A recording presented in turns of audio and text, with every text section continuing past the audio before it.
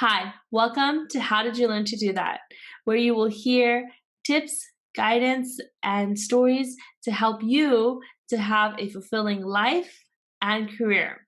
The inspirational stories that you will hear from people will inspire you to know that you can create anything you want in your life and it just takes commitment and action. So I'm excited to have you here. I'm excited for you to hear these stories, these guidance, and the tips that I'll be sharing. And if you have any questions, you can always reach out to me, info at howdidyoullearntodothat.com. And you can connect with us on social media. We're on Instagram, YouTube, Facebook, and Twitter at How Did You Learn to Do That? And we would love if you could help us grow and expand this podcast by reviewing us on Apple Podcasts as well as on YouTube and sharing the episodes with your family and your friends and helping us continue to spread the message that we all are deserving of a fulfilling life and we can be the catalysts in our lives to create that. All right, stay tuned for the next episode. Hi, everyone. I'm so excited to welcome Stacie Barber to the How Did You Learn to Do That podcast. I want to tell you a little bit about Stacie'S. Stacie's transformational mindset and life coach for women who want to come back home to themselves in mind, body, and soul. She loves guiding her clients to trust their inner compass and to stop second guessing themselves.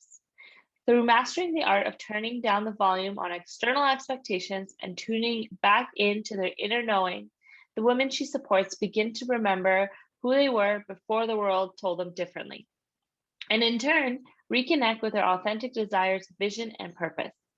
She genuinely believes that each woman has the ability to create a life free of apology and full of opportunity. She provides soulful, authentic mentorship and guidance through curated transformation and opportunity containers throughout the coaching relationship. And at her brick and mortar studio, The Mindful Body. She trusts humanity's sheer power and pure resiliency and believes that we are always being called into our vision of excellence. And it's become her life's purpose of guiding women, amazing women, to step into their unique power by shedding the shame and claiming their legacy so they can live the life that they truly deserve. Welcome to the How Did You Learn to Do That podcast, Stacie. I'm so excited to hear more.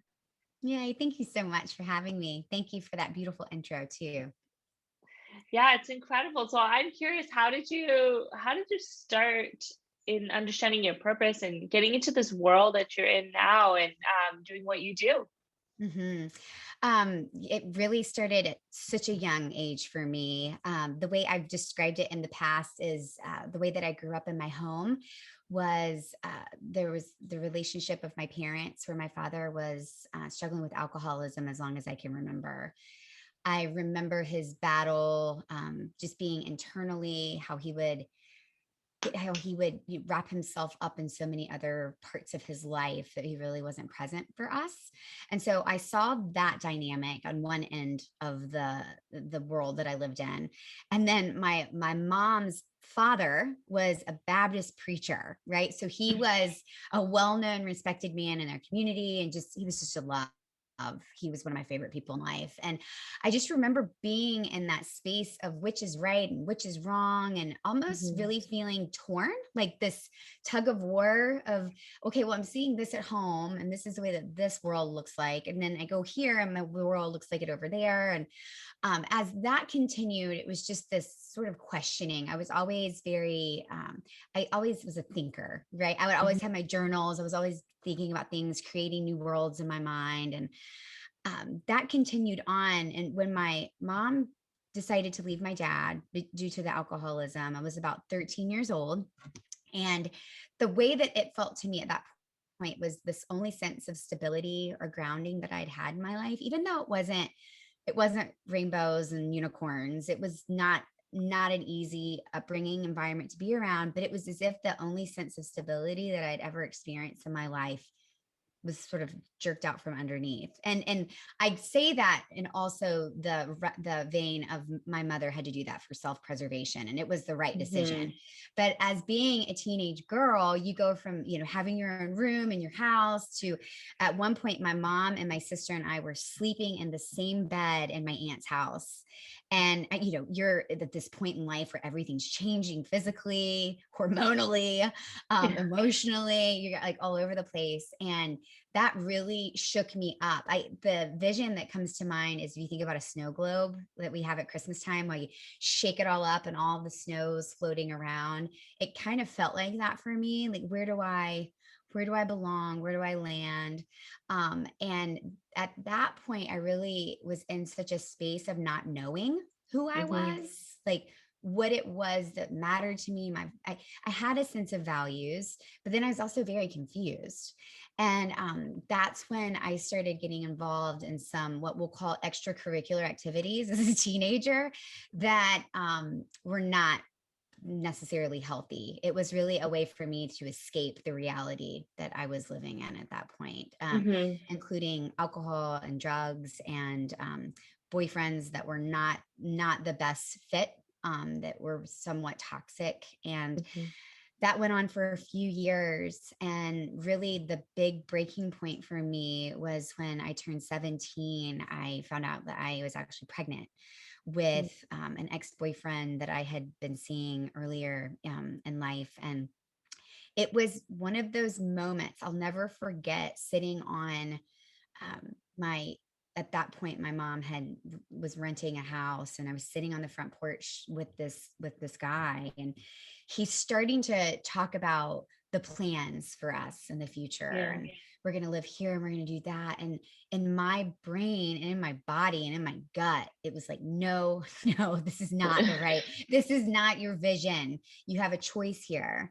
And going back to that idea of, this tug of war, this pull of living in two separate worlds, there was definitely already a layer of shame that had entered in, that I was pregnant as a teenager, being brought up in this, Baptist community.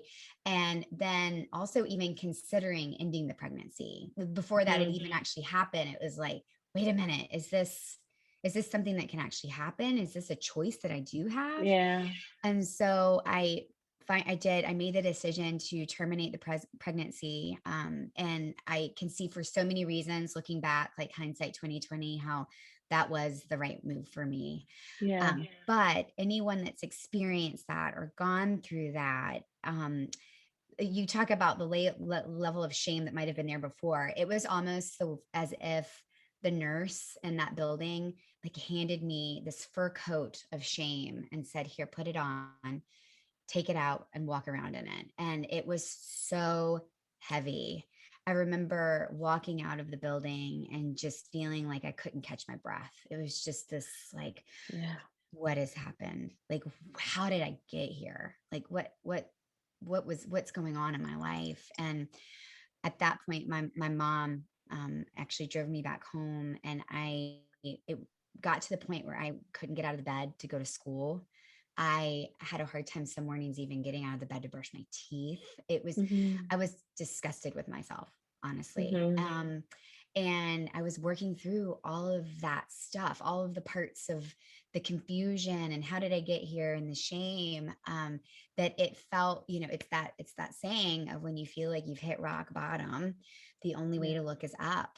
And this is where the spiritual component of my upbringing just shone its light. And in those moments, I was like, okay, wait a minute, that voice that told me that I had a choice of, living the life that was handed to me at that moment, or that I had created. I also have a choice now. And do I want to sit in the shame and go into the cycle of this and stay here in this space, or do I slowly want to get myself out of this hole? And it was slow and methodical and painful. But it was me choosing myself and my life every day. Right. It was those little moments that started to get me there. And And through the process of the next couple of years, I took myself to therapy. I actually ended up volunteering at a local pregnancy center, which was beautiful work that I loved with all of my heart. And I think that in that space is where I started to feel this help that I'm receiving for myself. This can't be the only purpose that for my life to have gone through this is there's a reason that I'm experiencing this. And how can I take this moment of pain and turn it into something that can be helpful to other people, and that other people I can help other people in moments like I'm going through right now. Yeah. And so that was the spark. That was like the initial like little flame. And as I continue to heal, and as I continue to share my story and get really honest and transparent about my life, it all of the messages came in, and it was like, this is the reason, this is your work, this is exactly why your trajectory of life has looked like this, is so you can help other people that have gone through that or are going through that or in that space, to know that they're not alone.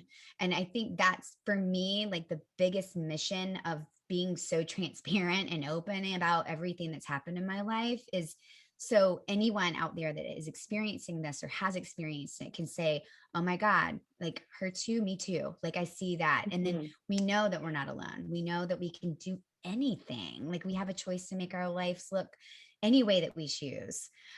So that is really what built to being able to grow into this space of really owning and embodying that calling, and to step into the realm of coaching and mentoring and guiding in all the different areas of the work that I do. If it's in body movement in the studio, if it's in a coaching call over the phone, if it's in a group setting of women where we're communicating, and it's all of those ways. And I've let myself stay really open to whatever the universe is dropping in. I'm going to pick it up. Yeah. Yeah. So that's essentially how I got to where I am right now.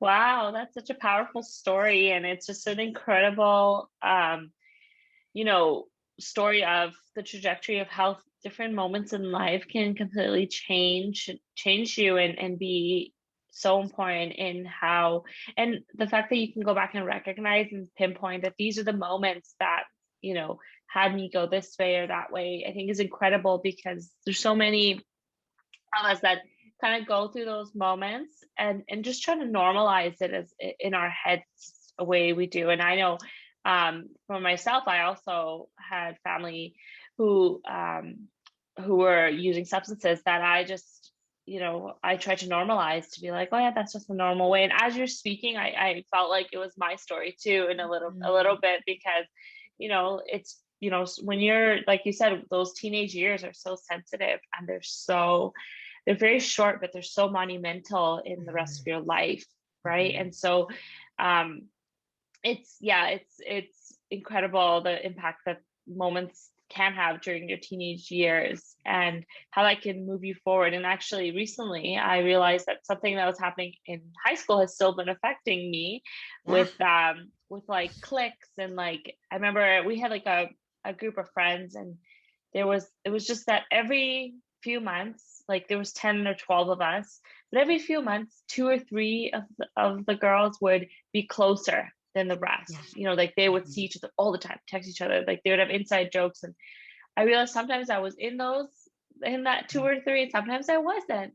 And then I always felt left out when I wasn't, you know. And I realized up until now, actually I realized it more so when COVID hit, because I started flourishing when COVID hit. I really started I started my business when COVID hit. I really started to do things that I've been needing to do for years. So when I introspected and looked at why now, like I understand that I have more time, I'm working from home, I got that, but like why now? And I realized I just, like that pressure of like, oh, people are going to go out without me, or people are going to do things without me, had removed, because I knew everybody was just at home, you know.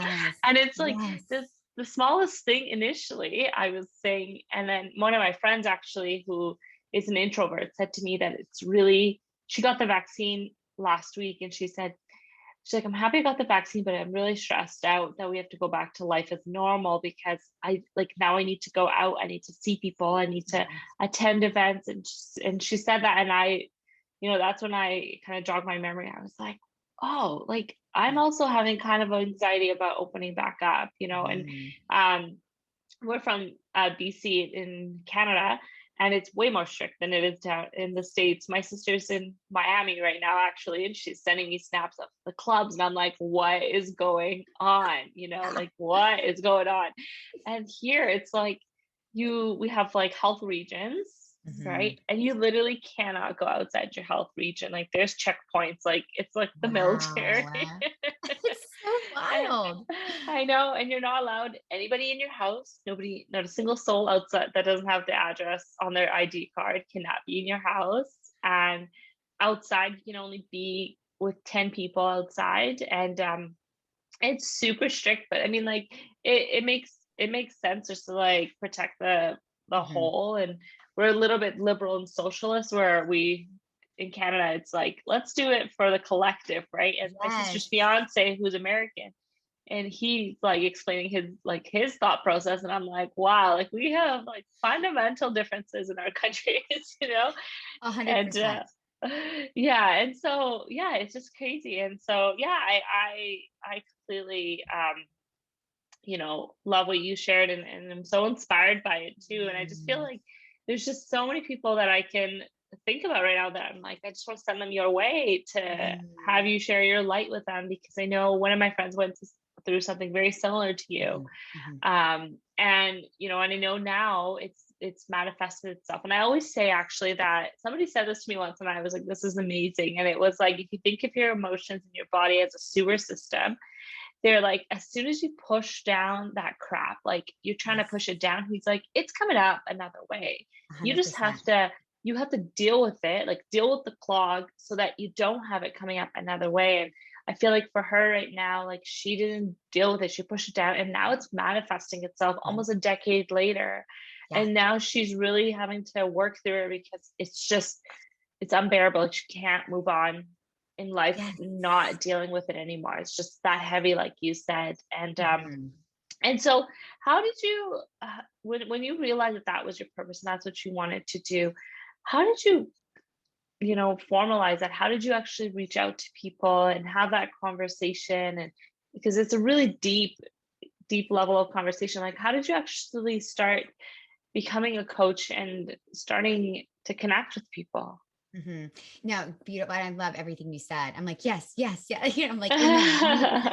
Um, and I, yeah, like I think the biggest thing that I just to kind of piggyback on what you were saying a bit, and then I'll go into that, is that for me, it was coming to the realization that any part of our history and any part of the life that we've lived is part of our story, but it doesn't have to define who we are. And when I started to get to that space of saying, this is just a situation, this is a moment and time, but this does not create my identity, this is not who Stacie Barber is as a whole, this is a Mhm. part of my story, right?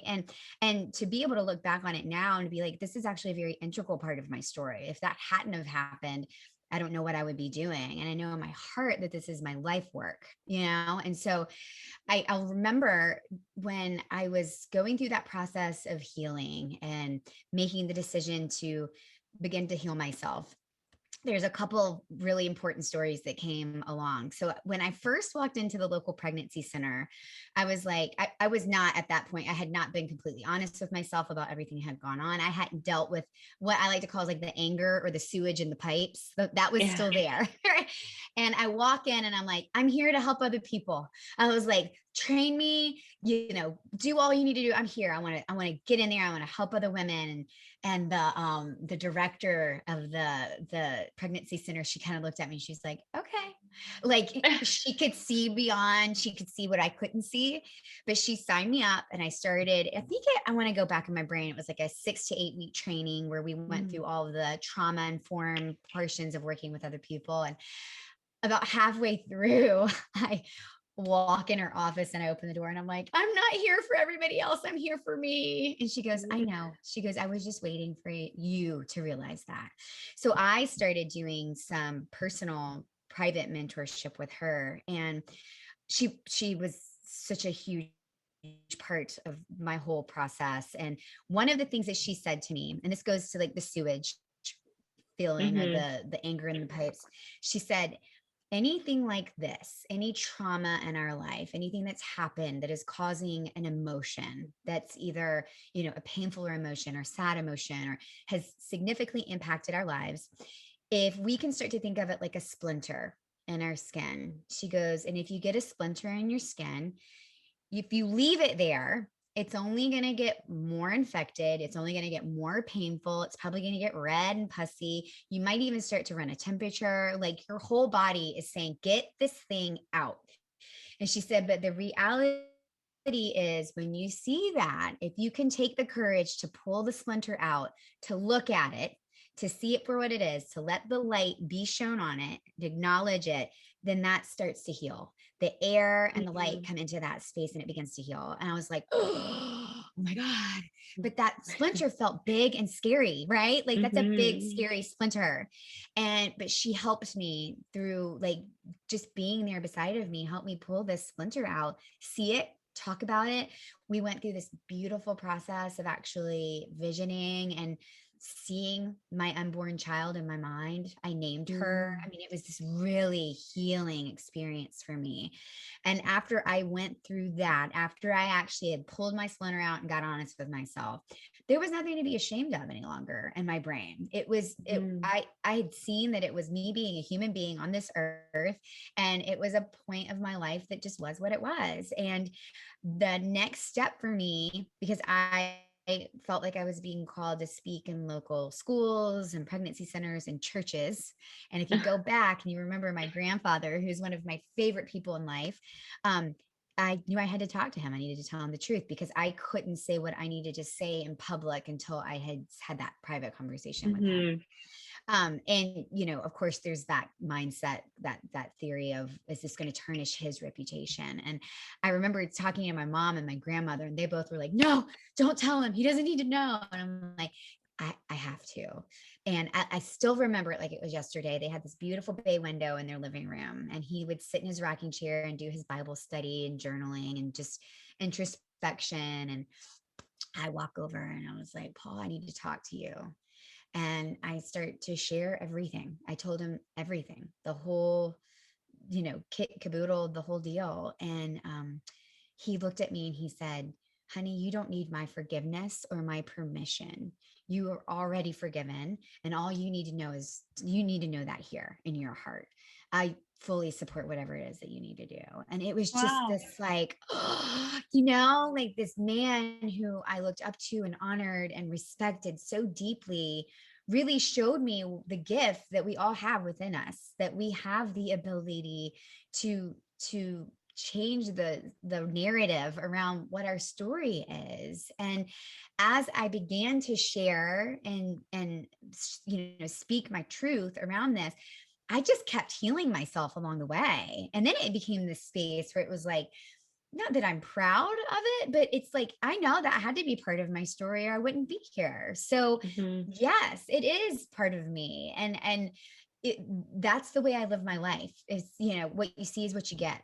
And I think that has been what has served me so far in life, is me just being really honest. And I'll never forget, actually, when I was on the gram, when I was on social media, which I'm currently off, I openly shared my story there and went to the detail around it. And I cannot tell you how many text messages, direct messages, and phone calls I got from women that I knew and I didn't know around the world that said, thank you for sharing your truth, because that helps me know I'm not alone. Like I see me in you, I hear me in you, and that gives me strength and that gives me courage. And like, I mean, my God, like what else could we ask for? And that's it. And I have 2 little girls.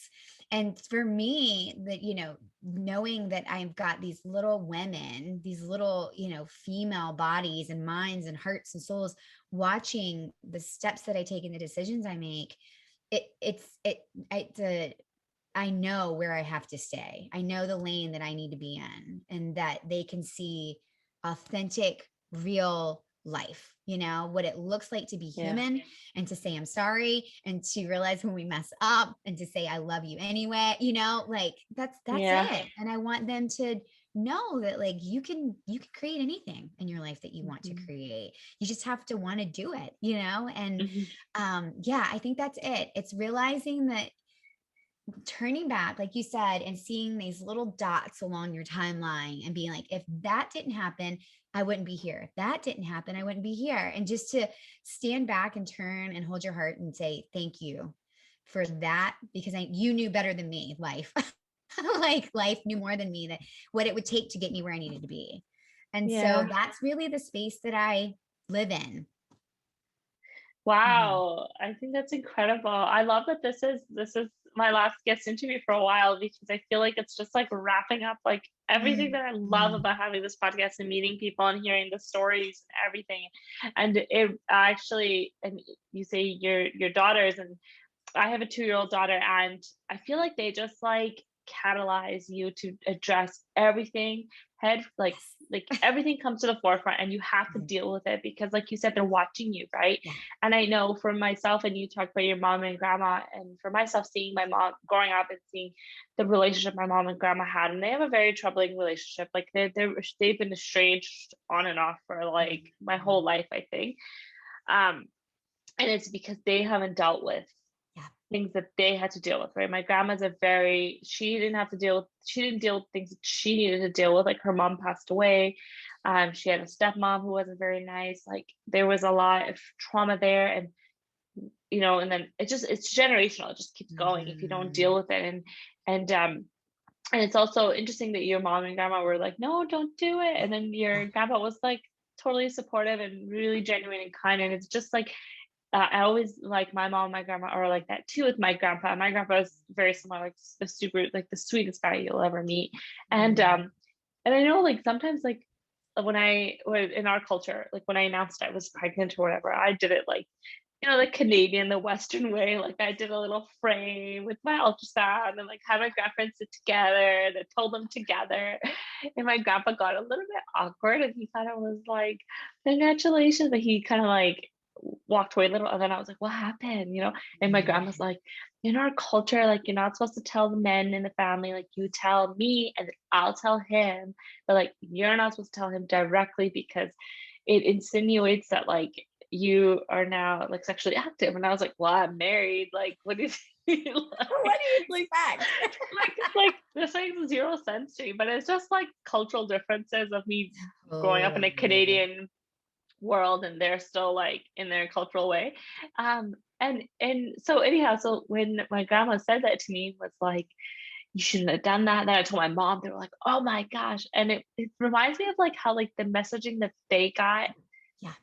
around Totally. um the gender roles and like what you should say and shouldn't say, and like why is it okay for my grandma to know I'm sexually active but not my grandpa, like Mhm. you know what I mean, like all of that. Mhm. And so you're saying that reminds me of that. And yeah, and he was totally fine. He just had to go to the washroom. I just made a bigger deal out of it.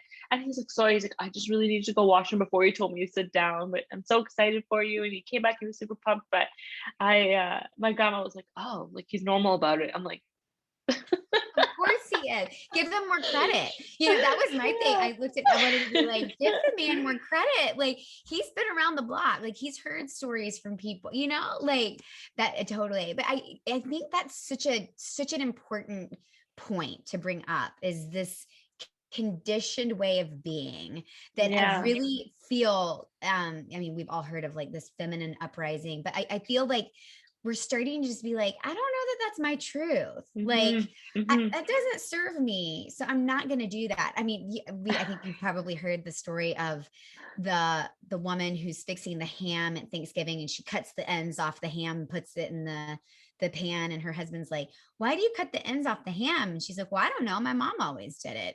And so she goes to her mom and she goes, why do you cut the ends off the ham? And she's like, well, I don't know. My mom always did it. So then she goes to her grandma and she goes, why do you cut the ends off the ham? She goes, because it didn't fit in the pan I had. That was the only way it fit in. Oh. But like, it's like what we were talking about with social media, when someone says that you should do something a certain way, or it should look a certain way, or it should feel a certain way, I think so much a part of my work and my life and the work that I'm trying so deeply to help other women with is like, okay, hear that as it is. See what it, hear it from another person's perspective or your own, but then ask yourself, is that mine?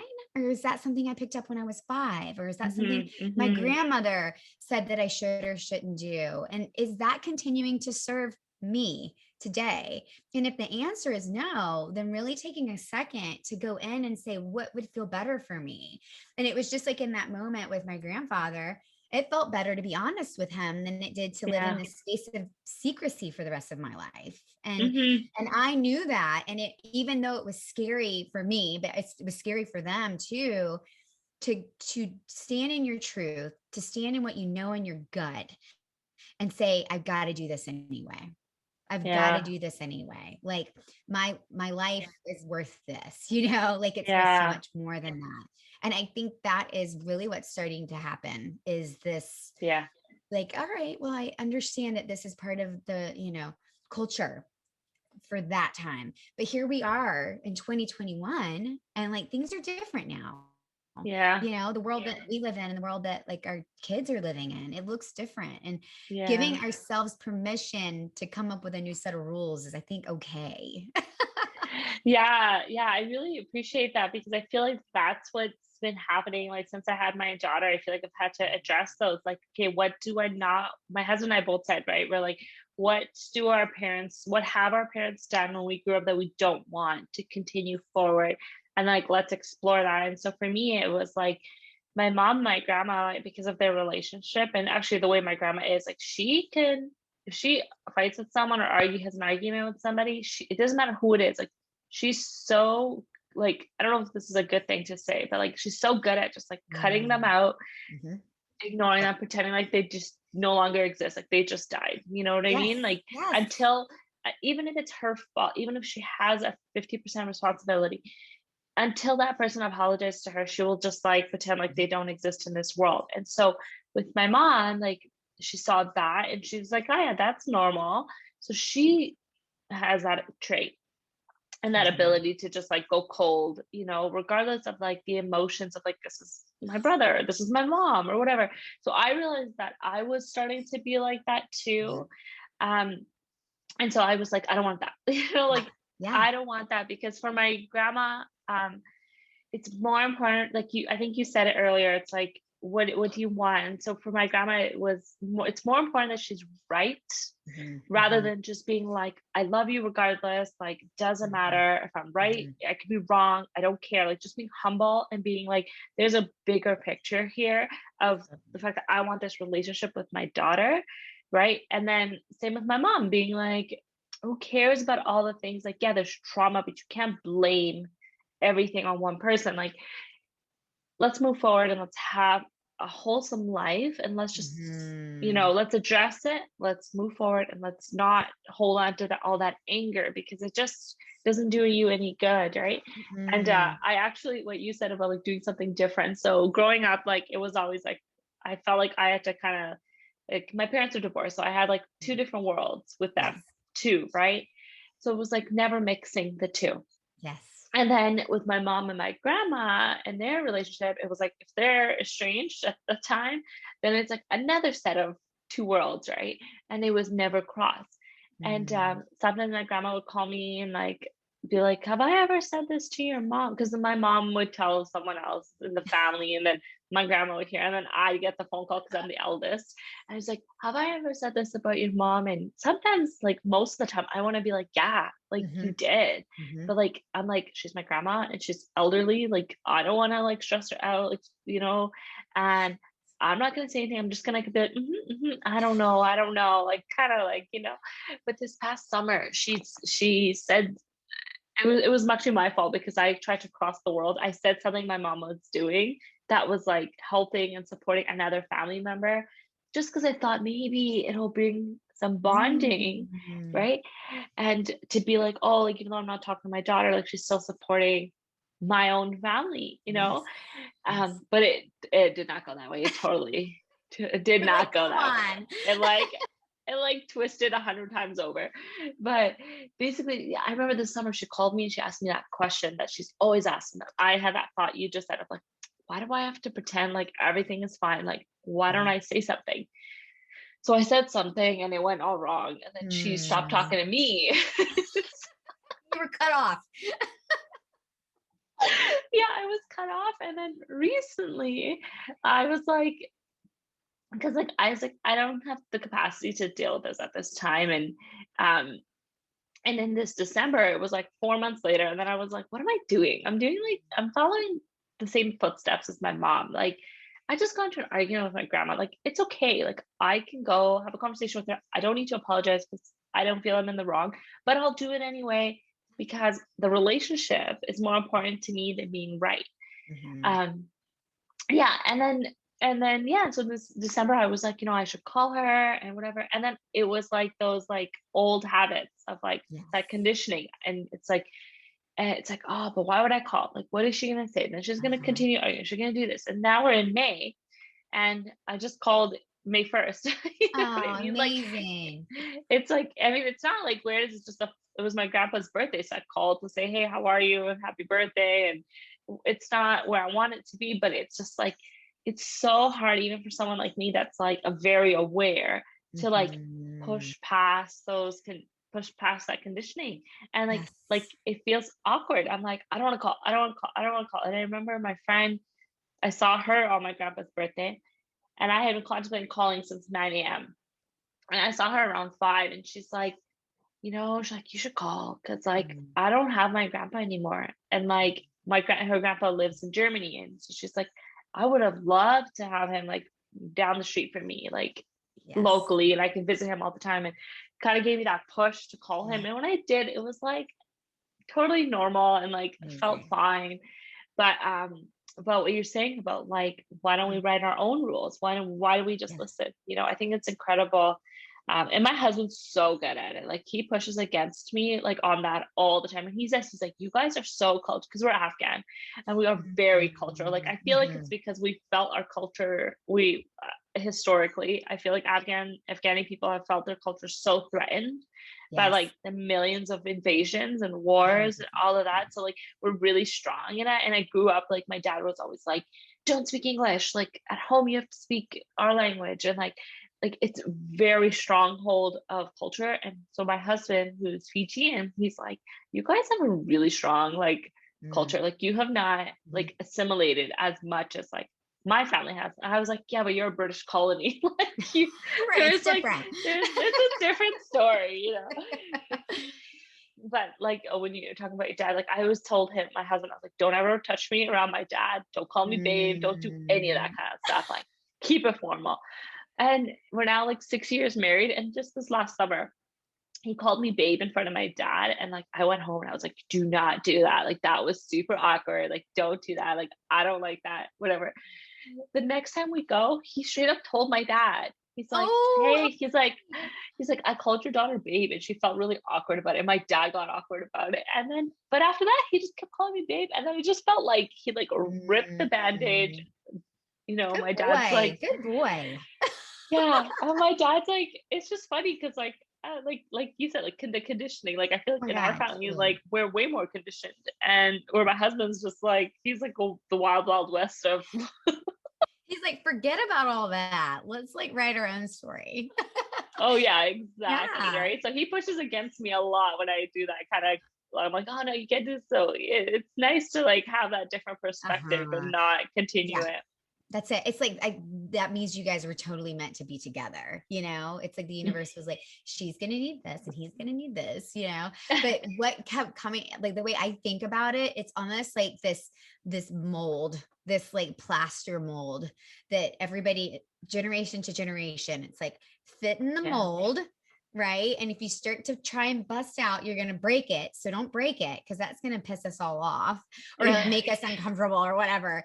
But what's happening, I think naturally right now, we're all like, this is not comfortable. Like Yeah. I need to like stretch my legs. I need to expand, like I feel like it's almost like we're pushing up against the inside of the mold and we're like, I don't belong in here. It's the whole idea of like, you don't belong in a box. I think it's the same idea. And we're figuring out what that means. And the Yeah. thing that kept coming to me when you were speaking, Gabby Bernstein says this. I love her and her work. She said, do you want to be happy or do you want to be right?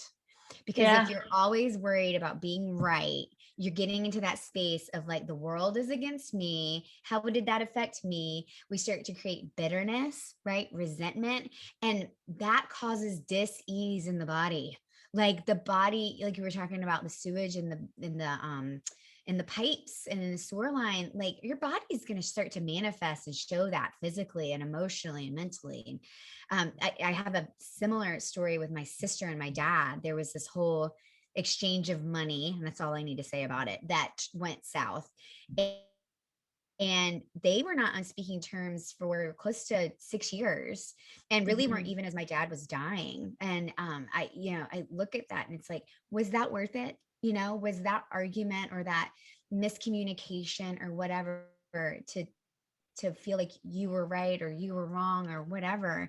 The way I look at it is, it takes two to tango. Yeah. We can have an argument with ourselves, but it doesn't go very far. But like, we've got to be responsible for our end of the street. And like, if Yeah. we're not cleaning up our shit, then it's not getting cleaned up. And I think that's the way I like to look at it. It's like, we've got to both, we got to all be in this together. And that has become cliche, but God, it's true. Like, we're all in this Yeah. together.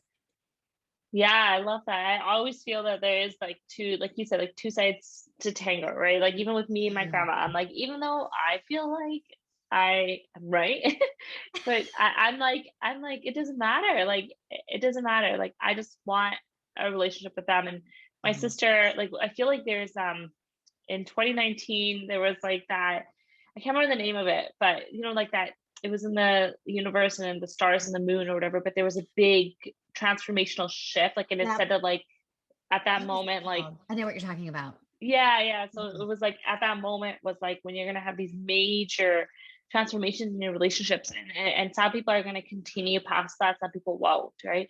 And I feel like at that moment in 2019 is when like a lot of this like unsaid um baggage, I guess, came up Mhm. in my mom's side of the family, right? And like we grew up with my grandparents have 6 kids, and then they took care of me and my sister while my mom was at work when my parents divorced.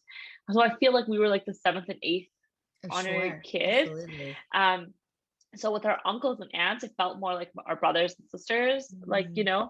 and Mhm. and so we were like so close. Even my husband was like, you guys are like so close, like it's just like Mhm. there's it's really, he said, it's a really odd thing that I see, like Mhm. how involved you are in each other's lives, and that with that it comes a lot of problems, right? A For lot of sure. issues, a lot of like stuff. And so we've had this kind of like falling apart over the last, since 2019, since Yeah. that time. And it was like all this stuff kind of like came to light. And I remember at that time my sister and I were talking, and we um we, because we've always had this like dual, like my sister and I, we feel like we're the only ones that are like in a family relationship with each other, whereas like everybody else, like with dual lives, like whereas my Oh sister and yeah. I are the only ones that have the same life, like our lives are not dual, right? Mhm. Because we're a part of all of it. And I remember we always said that like whatever's going on with my mom and my grandma, or my mom and my dad, or whatever, like we just stay neutral, right? Like we don't get Mhm. involved. We stay neutral until we see something for ourselves. Like Sure. whatever people tell us, it is what they tell us, but like we have to witness it. So in that 2018, we witnessed things, Mhm. and that's when we were like, okay, so now what do we do? Right? Yeah. And Right. Now like, that we see it. yeah, and so like I feel like we both like retracted and went into like the way our family has kind of Mhm. taught us of how you deal with these kind of things. And yeah, in this last year, my sister said, our grandparents are getting older. I mean, for grandparents, I feel like they're pretty young. Like my grandpa just turned 80, and my grandma's like Yeah. 76 or something. And and so she's like, she's like, we don't have to be super close. She's like, I don't want to be like super close and get back to that involved space. But she's like, I just want to be there for them. And like, just if anything happens, I want to be in the know of Mhm. what's going on with them. And she's like, I don't want to be unknown of what's Yes. happening. Right. And Totally. so I feel the same. And it's just like, like my sister said, she's like, whatever's going on, it's just not worth it if they pass away. Like I would have wished that they, I was involved if they ever got sick or they were kind of end of life. And Mm-hmm. and that's exactly it. It's just like, it's just at the end of the day, like my husband's super practical, not like me. Like he's like, at the end of the day, nobody's making it out alive. Like we're all gonna die. which is healthy. I think honestly, like 2020, as crazy and whatever, what it made us all do is get really honest about our own mortality. And I don't Yeah. think that's a bad thing, because I think that helps us start to say, like, what do I actually want this life that I do have to live look like? Rather than just being like this hamster on a wheel. And anyway, if it's in the family traditions, if it's at work, right? Like, what do I want my life to look and feel like? Because, Mhm. right, like we're all eventually there, it's all going to end the same way, And Yeah. yeah, no, I love that. And I think it's so beautiful how you and your sister too were able to sort of zoom out, like shift the lens or the perspective. Because I feel like in families, especially, we get we're so in it that we can't take a moment to just float above it and look and say, like, okay, hold on a minute. Like, I don't want it to end like this. I don't want my relationship to look like this. Yeah. And that's a beautiful accountability that the two of you had together, which is really great. Like kind of like we were talking about with having daughters. They're like a mirror Yeah. to our lives. So we have to look at it. Yeah. That's not always easy, but it's Yeah. necessary. Yeah. Yeah. I actually was telling one of my friends recently, actually no, she was telling me how she doesn't want children. She said that's my decision I made with myself, which is amazing that, Mhm. that we're at a place where we can make these decisions for ourselves, and Totally. it's incredible. And so I came home and I told my husband that, and I was like saying, and then I started saying, I was like, because of my daughter's profound impact on me and my like healing journey and having to address all these things, then I was starting to think like, what happens when you don't have a kid and you don't have that Mhm. catalyst? Like, how do you address that stuff? I feel like everyone that I've spoken to that have kids, it's like an instant, like, Mhm. I don't want them to do the things that I've done, or I don't want them to learn the things that I've done. So I need to address it because they literally copy what you do, Oh right? my God. Yes. Um, and they understand the importance of relationships based on how you portray it to them. And for Mhm. me, it's like with my parents being divorced, I do put more emphasis on my mom because like I am closer to her, whereas I'm not as close to my dad. But my husband's like, you can't like, you can't do that. Like you have to treat your parents as equals in front of her. So she Mhm. recognizes that the relationships with her grandparents are equal. Yeah. And so now I'm putting more emphasis on like seeing my dad and like trying to like get her to have a relationship with him and all that. But yeah, I just like was thinking about that, like how do you like Mhm. kids are so transformational. And when my friend didn't want kids, I was like that's amazing, but I was like there's like this is a Yeah. whole other part for me. But I mean, she's incredible. She's very introspective. So like I'm not worried about her. But I just sometimes I just think about that and how does the universe come into our lives and push us along, And Mhm. for Absolutely. me, it was with my daughter, but like for other people, it's different ways. And it's you just have to be ready and willing to answer the call when it does come to you. I And that totally time agree. is there because it can come to you many times and you just don't Mhm. you don't acknowledge or you don't realize what's happening and you just kind of move along and Mhm. yeah. I know, I 100%. yeah. And so I love this conversation. And what if you could, if you could go back to when you were younger and you Mhm. met someone that, had a very similar story as you, what would be some pieces of advice that you would give them or give to yourself if you could speak Mm. to your younger self? Mhm. I think number one, this is something that I've taken from the Four Agreements, that book. It Mm, was so beautiful for me. It was that don't ever take anything personally, because it's never about you. Like the way that someone is acting or being in life that you might feel like is towards you, it's not. We're all always dealing with our own stuff. Like we just are. That's like just being a human. It's not about us. And so I think that would have been huge as a younger child. I was such a feeler. Like my oldest daughter, she wears her heart right here on her sleeve. And I was like that. I would what we've come to term being empathic. I think I just Yeah. always felt the energy of other people. And it would just not only don't ever take anything personally, but trust who you are inside and trust that that's enough. And it's more than enough. It's exactly what it's supposed to be at any moment. And if you love yourself, that's all that really matters. Like that's it. Like to be able to stand in that space of I am who I am, who I am. And Yeah. that because I think as a young girl, we go through all the phases of that, and if we don't have that really solid grounding into that belief, or if we've had the example of, like a mom or a grandmother who didn't really love themselves or take care of themselves, we start to question all of that. We don't really know, like, am I enough? Am I supposed to be doing this to be enough? Does that make me feel enough? Is this boyfriend going to make me feel whole and complete? Like I go back to Yeah. that movie, Jerry Maguire, where he's like, you complete me. And it's like, well, not really. Like you need to be a whole person first and then come together in relationship. And I was thinking about that when we were talking about kids, how they're such a mirror. Boy, isn't relationship and marriage too? Like it's a divine, like, coming together of figuring out who we are in life and who we want to be and how we want to be separate and how we want to be together.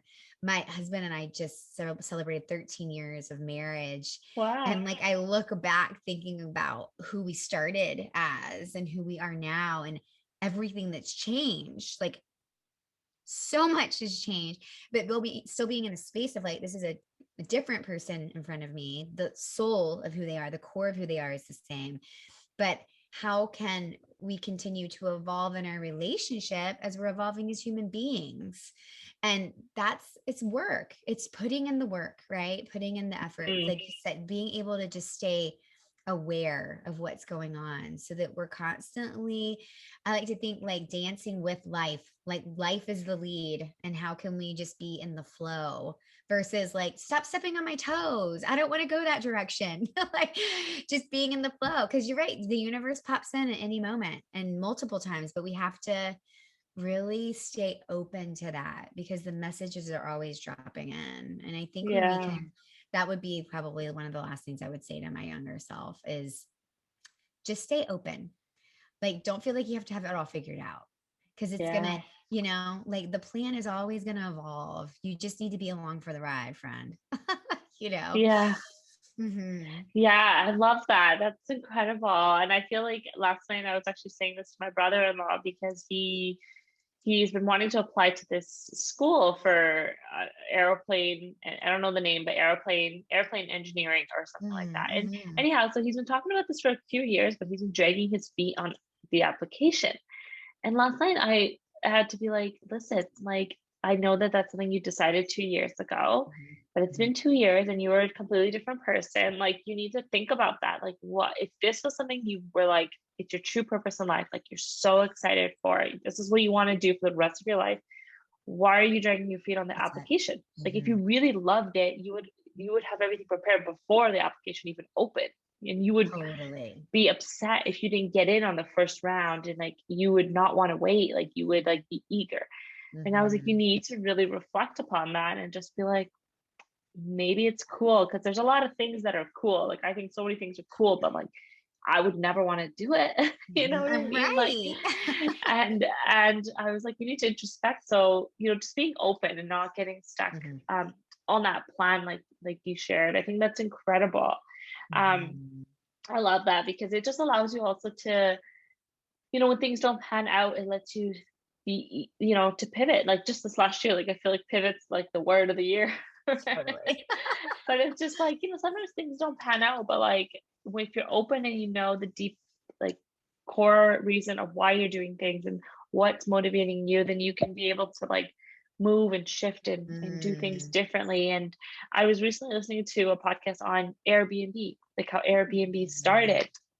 And it was these two guys, they were art majors. They're not even tech majors. They're not even like anything. They were in art school. Like Love that. one of the owners that started the idea, he was just making book covers Oh, for wow. a publishing company. Yeah.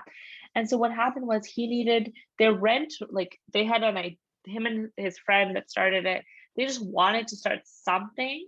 They just didn't know what. So they both quit their jobs and were like, the first week of like just kind of like brainstorming ideas, they got a letter that their rent was going up like 30%.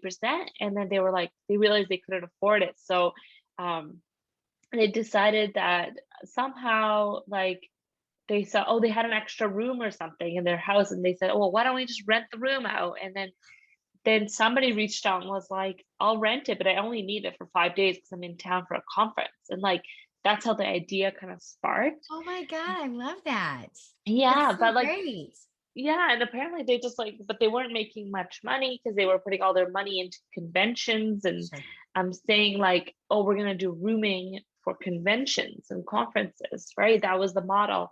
And they weren't making too much money, so they started making cereal boxes because he knew how to make like book covers. He was making cereal box covers, and they were just buying cereal from like the store and like packing it into the box. But like the box was like an Obama box, and it was like for the Obama convention, and like it was like a political sort of thing.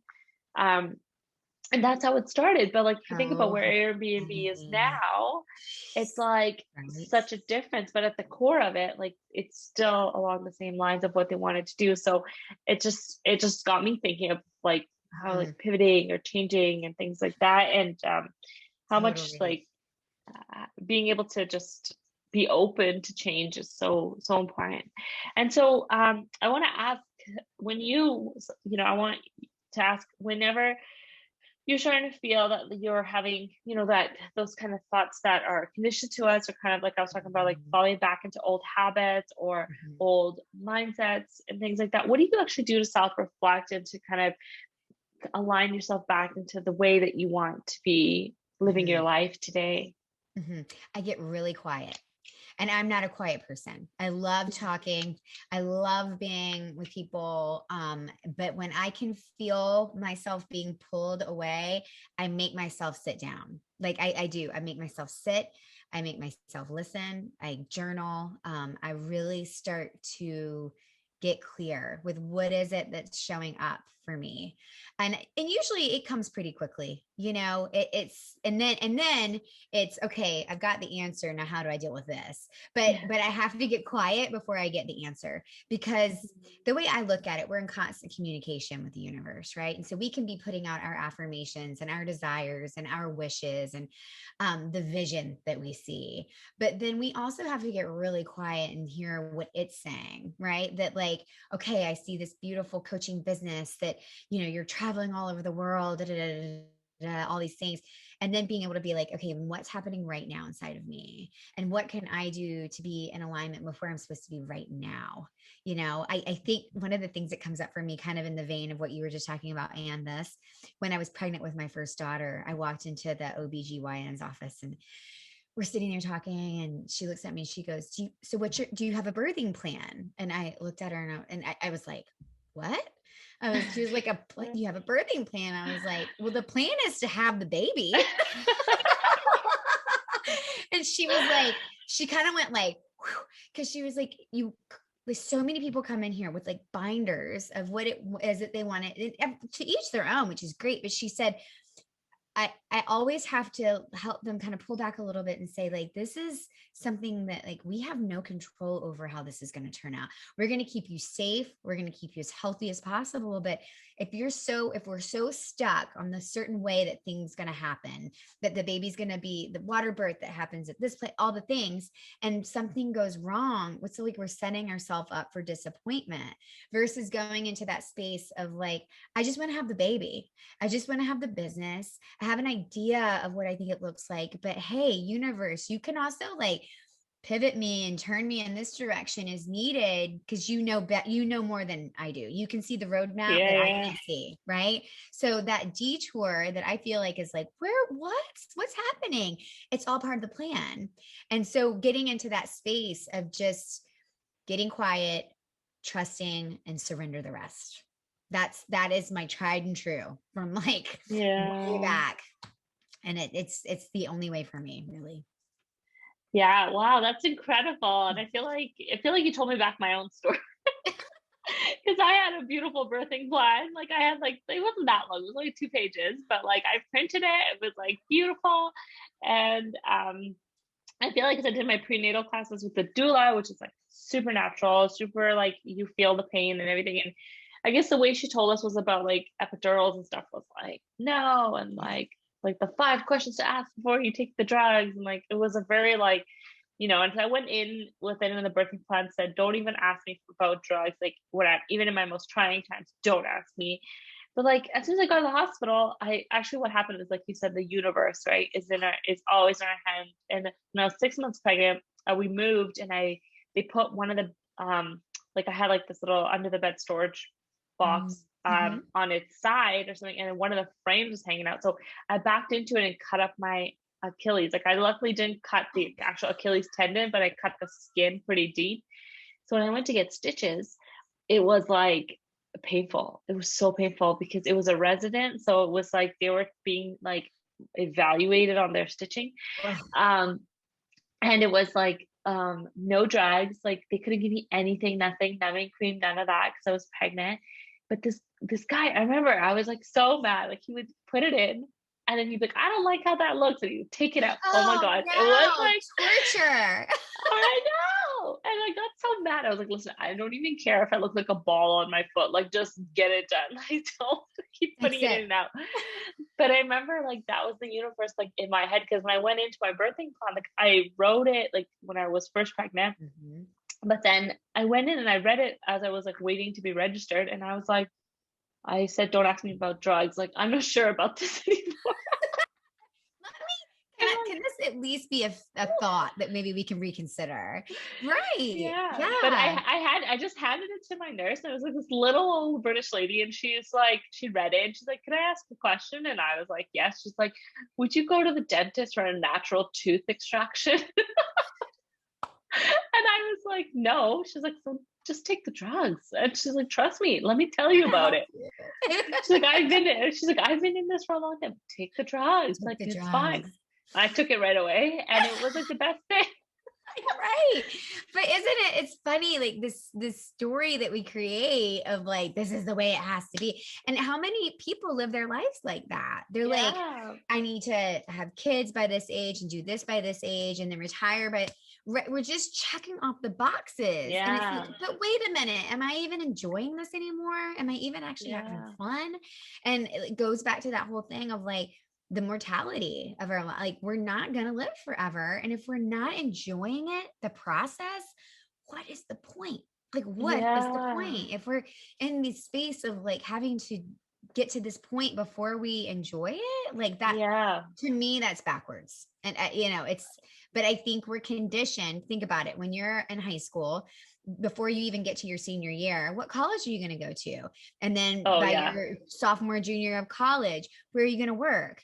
And then you get the internship. Where are you going to get your job? When are you going to meet the guy? When are you going to get married? When are you going to have the baby? When are you going to like, can we just be here like today? Exactly. Presence, Mm-hmm. Yeah. And that's why I started coaching new graduates transitioning into school, because I said the same thing. I'm like, when have you stopped and said, what do I want in life? Like, why do I want to get into this program? Why do I want this career? And like, I feel like maybe that's why we like get into our 40s and then have midlife crisis, is because like 100%. nobody's ever asked you like why, it's like the how, the what, and all that. And I totally agree.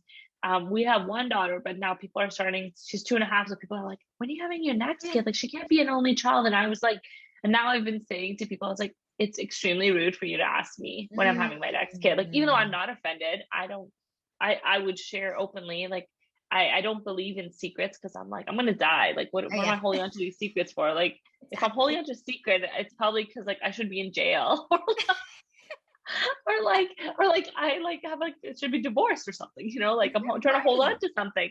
And I'm like, I have no secrets. But that's what I've just been saying to people, so that they just understand, like, if it's not me, like if it's other people, like you just shouldn't ask, because you don't know the insides of it, right? Like like if they're having trouble trying, or if like they don't want to, they just want one kid, and you just gotta let that be the decision and not make them feel guilty about it, like there's Mhm. just like whatever the decision is, it's up to the couple. It's not like for everyone 100%. else. You wait Yes. until they announce a pregnancy or not, right? But Right. the universe working its magic is that when I got the epidural, the moment I got the epidural, right after that, my water broke and I ended up actually having a cord prolapse where the cord came out before the baby. So it was an emergency C-section. Oh. Um, the anesthesiologist that did my epidural was in the OR, and he said to me, he's like, if you didn't do it at the moment you did it and it didn't Right. take, he's like, we would have had to put you under and you would have missed the entire birth. And I was like, Oh, see, right? right? The universe was working through that little British nurse, right? She was Yeah. like, okay, wait a minute. Like, because I feel like that's pretty, for her to even bring that up. Can I ask you a question? Not a lot of people are going to do that. And that was the No. universe speaking through her, right? It was just Beautiful. like there was that birth, there was just like so many universe moments where like after that was like, okay, now I surrender to the universe because like I believe in it wholeheartedly. Like not only did the nurse say that, but like the doctor, like the OB he was just walking by our room and my husband happened to walk out at that time to go to the washroom and he saw my husband and he thought like, oh, like let me just pop in. And that's when the cord prolapse happened. Otherwise, like things would have turned totally different because he even said, he's like, I wasn't supposed to come see you for another half hour in my rounds. Like, and he's like, the fact that I came to see you and that like turned into cord prolapse, because when it's cord prolapse, they only have 8 minutes to get the baby out before the baby's Wow. stillborn. Yeah. Oh my And so God. it's just like after that, all of that Yeah. happened. Like I remember coming home and I was telling my husband, I was like, somebody was looking out for us. Like I'm so grateful Lots for of little angels. everything. Yeah. Yes. And I was like, it's just crazy. So like if you don't believe in the universe, trust Yeah. me, like you're better. Like You're you better can if you do. It's a lot better if yeah. you do. You don't have Yeah. to hold on to all of it by yourself. I think that's it too. Like when you can get to that space of being like, better than me. And like, I think universe is so synonymous with so many other things, but just a bigger power, that we don't have Yeah. to hold on and figure it all out. We can just be doing what we love doing and be guided. And then you're enjoying it, versus like, I've got to figure all the things out. I've got to know the Yeah. answer to all these questions. It's like, well, do you really? Or is this just something that you've been told or that you've accepted as your truth? But yeah, Yeah. no, that's amazing. And just to see those, Yeah. right? It's like we were talking about the lifeline, being able to see all the little dots of like in that moment, all the little dots of how the universe is like, Yeah. yep, right? Working through other people. And it's just, yeah, I'm always in Yeah. awe of it. Me Always. too. And I actually saw a quote, somebody actually just shared this recently and said, because I guess like she was trying to explain the difference between the universe and religion, right? Like Mhm. spirituality and Mhm. religion. Mhm. And it was amazing. Like I've kind of struggled with explaining the Oh, difference to yes. people. Mhm. But the way she put it was like so amazing. It was like religion is for people that are afraid to go to hell. And so they do all these Mhm. things to go to heaven. Spirituality is for people that have been to hell and know what it's like and what they need to do in this life not to go back. And it was like, Wow, that's it just hit beautiful me. and deep. I know. Yeah. And then I just was like, I saw that and I was like, yes, like once you've been through Mhm. hell, right? Like Mhm. that's Mhm. when you're like, I don't want to come back here. No. So I'm going to surrender to the universe or I'm going to do things this way because like this is what I am. I'm not afraid of it, but I'm going to live my life on my terms, not because I'm afraid of going to hell, but because I've been there and I don't want to go back, right? And Totally. everyone that I know that's like spiritual and like believes in the universe, they've had that really trying time, that really difficult time. And yeah, so I love that Mhm. quote because I was like, Mhm. boom, like That's that just amazing. I like love makes it that. so powerful. Yeah. Yes. I makes me think of I can't remember where I heard this, but if you think about planting a seed, any kind of seed, like a tree or whatever, if you plant the seed, you don't plant the seed right on top of the ground and walk away. You have to dig a hole in the darkness underneath the ground in the Yeah. cold where there's no light. You plop that seed in and you cover it up, right? That's where it grows. That's where the Yeah. whole, and I think about that in our lives is when you're in that moment where it's rock bottom or you feel alone or you're just right, that is when deep, true growth starts to begin to happen in your life, when you're like starting to feel that uprising. And then and only then can something spurt through the top of the ground, right? Break the surface. And then you come out different. But like life takes us through those underground moments of Yeah. where we have to like evolve and mature to be able to get to that space for the next thing that it can see is coming, so that we're ready for it, so that we're prepared, so that we're spiritually aligned. And anytime, because we all go through the waves of it, right? If it's family or our personal life or work, we all have those little moments of being in the dark, being underneath, feeling that it's difficult, but we know that it's sort of breaking off the edges of what it is that we need to learn for the next stage and phase of what we're meant to be Yeah. and do. You know, so I always go back to that when I'm in one of those, integration moments where I'm like, okay, I don't know what the other side of this looks like, but I know this is happening for a reason. And so can I just be in the Yeah. trust of that? And that's not always easy, right? But like trying my hardest to remind myself of like, okay, we've been here, we will get through this. Like just keep trusting and being honest and open to what's coming up. Yeah. Yeah. I completely agree. I could keep Mhm. talking to you forever. I love what you have to I share and know. everything. I could talk about this all day. Yeah, I just It's love one it. of It's my so favorite things. powerful. Mm, Yeah, it's just been so powerful and incredible. And so, what I will do is I will share you're not on social media, but I will share your social media and other ways of people to contact you and get in touch with you, um, perfect. to learn more about what you do. And so, do you want to actually share a little bit about how people can connect with you if they would love to get coaching with you? 100%. Yeah. So I'm not active on social media anymore. My account is still up and live. So if you go to like my link tree or the last couple of posts I put, it directs you to how to get onto my mailing list so that we Oh, can stay in communication like that. And on that, it's Stacie Barber Coaching. So it's Stacie Barber Coaching. You can go on that. There's my website, which my website is also my name. It's staciebarber.com. And on either of those, there's different ways to either stay in communication with me, to reach out with any questions that you might have. That's the best way to be able to reach out and see kind of what I'm up to. mm, But yeah, and on my website, it's like all the program offerings and different ways in which they can get to know me better and hopefully get to know them better. So that would be great. I would love to hear from anyone.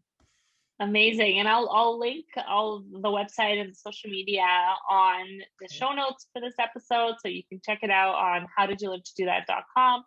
And I'm so grateful to have you on this podcast, Stacie. I'm Yes. so grateful for you sharing your story and the powerful message and everything that you do. Thank you so Uh, much. Thank you. Thank you for holding this beautiful space and having this really important conversation that I think so many people will benefit from. So thank you. Thank you. Thank you so much for listening to the end of that episode. I hope that you have learned something from that episode that can have you getting closer to a fulfilling life and career. There's so much out there in the world that you can learn, you can experience, and you can apply to your current life that will help you start making those little steps towards a career that you love and that you're inspired by. So I'm excited for you. I can't wait to hear what you're doing. I would love for you to share with me over on our social media, or you can send me an email and let me know. You can visit our website, howdidyoulearntodothat.com, for the show notes and for blog posts and to hear more about what we're up to. And of course, we would love if you could help us grow by reviewing us on Apple Podcasts as well as on YouTube and sharing with your family and your friends. All right, we'll see you next time. Bye.